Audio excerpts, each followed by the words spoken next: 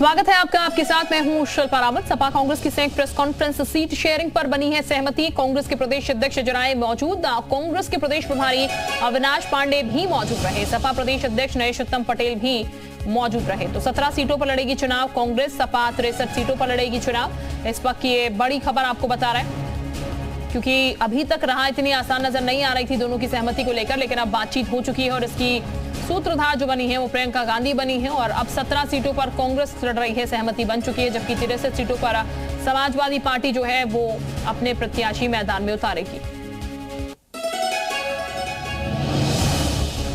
चर्चा से यह निर्णय लिया गया कि भारतीय राष्ट्रीय कांग्रेस यहां पर उत्तर प्रदेश में 17 सीटों पर चुनाव लड़ेगी और इस गठबंधन के तहत अन्य जो बची हुई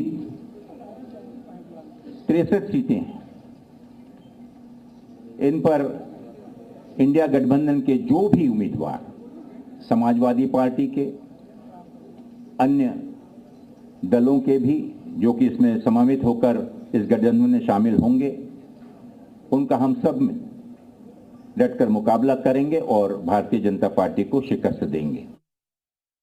हमारे साथ एसएन सिंह साहब जुड़ चुके हैं, बीजेपी प्रवक्ता। एसएन साहब, बहुत स्वागत है आपका जी उत्तर प्रदेश उत्तराखंड पर।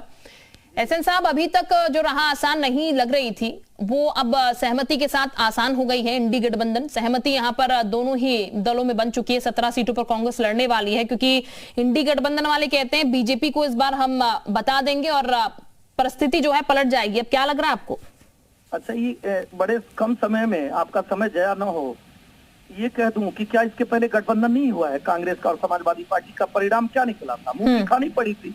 और दूसरी बात, प्रदेश और देश की जनता तो इंतजार कर रही है रामद्रोहियों की कि एक ही साथ इकट्ठे होके आ जाए। एक राम को काल्पनिक कहे और भगवान राम के खिलाफ में वकील खड़ा किए और दूसरे लोग राम भक्तों पर गोली चलाए। दोनों एक ही साथ अगर आ जाएंगे तो प्रदेश की जनता का राह और आसान रहेगा हिसाब किताब करने में, इकट्ठे हिसाब किताब हो जाएगा। और तीसरी बात मैं कहूंगा कि आज देखिए, देश नहीं दुनिया के सबसे लोकप्रिय नेता आदरणीय मोदी जी हैं। इनके यहाँ पूछिए ना, नेता है नहीं, नीति है नहीं, नियति है नहीं, किस किस बात पे आप चुनाव लड़ेंगे? भाई, लोकसभा में कितनी सीटें हैं समाजवादी पार्टी की? 3। आरजेडी अभी तक मिली, उसकी सीटें कितनी है? 0। 3-0 की सरकार बनती है क्या? और कांग्रेस की जो हालत है, मुझे लगता है कि डूबती नाव और सूखते पेड़ से हर कोई किनारा कर लेता है।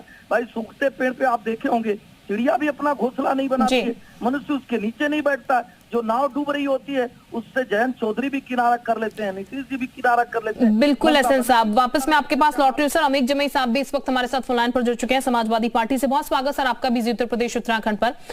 अमित साहब, एसएन साहब को आप सुन रहे हैं, वो कह रहे हैं एक साथ हिसाब किताब कर दें, भले अब यहाँ पर आप लोगों की सहमति बन चुकी है, लेकिन एसएन साहब कह रहे हैं एक साथ जनता जो है आप लोगों का हिसाब किताब कर देगी। अब भारतीय जनता पार्टी के सीने में जो दर्द डिस्को है उसको आप भी महसूस कर रही होंगी, मैं भी महसूस कर रहा हूँ, और धुआं भी निकल रहा है एसएन सिंह साहब के सीने में धुआं। देखिए, माननीय अखिलेश जी ने बहुत साफ कहा था कि ये चुनाव सिर्फ सीटों का चुनाव नहीं है, ये चुनाव इस देश में अगर भारतीय जनता पार्टी तीसरा कार्यकाल आती है, इस देश का लोकतंत्र, डेमोक्रेसी का ये आखिरी पन्ना है। और ये जो कॉर्पोरेट शक्तियों द्वारा पैदा पोषित भारतीय जनता पार्टी, नरेंद्र मोदी की जो सत्ता है, उसको जवाब देने के लिए माननीय अखिलेश यादव जी और आदरणीय राहुल जी आज सामने खड़े हैं। और इनसे पूछिए कि अब ये जो दोनों युवा पूरे देश में जब निकलेंगे और जातिगत जनगणना पर सवाल करेंगे तो क्या जवाब दोगे? ओल्ड पेंशन स्कीम पर और लाखों लाख कर्मचारी सरकारी, उनका भविष्य माननीय अखिलेश जी और राहुल जी पे टिका हुआ है, जिसकी लड़ाई लड़ने के लिए, लोकतंत्र की लड़ाई लड़ने के लिए और कॉर्पोरेट फोर्सेस द्वारा जो लूट इस देश में मची हुई है उसको रोकने के लिए, युवाओं को रोजगार देने के लिए, महिलाओं को इस देश में, सोचिए आप, यूनाइटेड नेशन में कहा जाता है दुनिया में सबसे ज्यादा सुरक्षित महिलाएं भारत में है। शर्मशार करने वाली बात नहीं है।